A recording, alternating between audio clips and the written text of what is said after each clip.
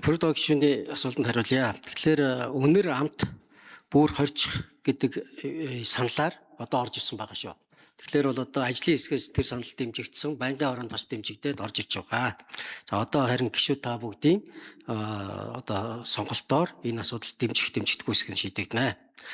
За ямар ч тамхи утаатай ч утаагүй ч бүгд л никотин агуулж байгаа учраас бага нас буюу өсвөр наснд татах нь өөрөө донтол үүсэх хамгийн том эрсдэл гэж үздэг. Энэ бол одоо нотлогдсон зүйл. Энэ дээр ямар ч маргаан байхгүй.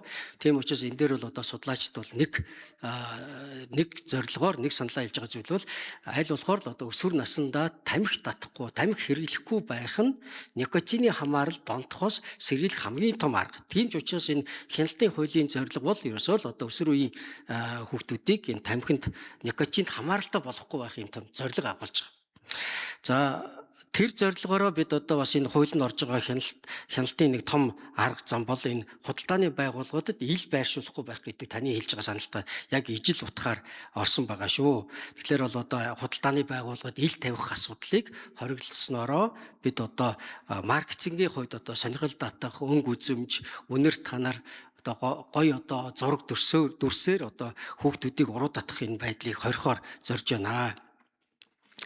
За тийм учраас бид энэ хяналтын тухай хуулийн ерөөсө гол зорилго бол өсвөр үеийнхнийг тамхинд оруулахгүй байх. За энэ утгаараа бол одоо бүх төрлийн тамхиг 5 төрлөөр нь ялгаж өгж байгаа бас нэг санаа нь бүгд одоо никотин агуулж байгаа тамхи мөн шүү гэдгийг бас одоо зориуд хэлж өгж. За үүнийгээ бид одоо зөвхөн одоо гадна үзэмж дүрс зураг өнгө амтаас нь гадна санхүүгийн бас одоо дарамттай болгож одоо татваруудыг нэмснээрээ хэрэглэх бас одоо боломжийг хорих энэ бас арга бас өөрөө нотлогдсон сайн арга байдаг. За тийм учраас Монгол бас одоо энэ чиглэл рүү бас орохыг зорж байгаа ийм тамхины хяналтын тухай хуультай болохоор зорж байгаа. За энэ ч утгаараа бас одоо ажлын хэсэг энэ чиглэлд ажиллаа гэж хэлье.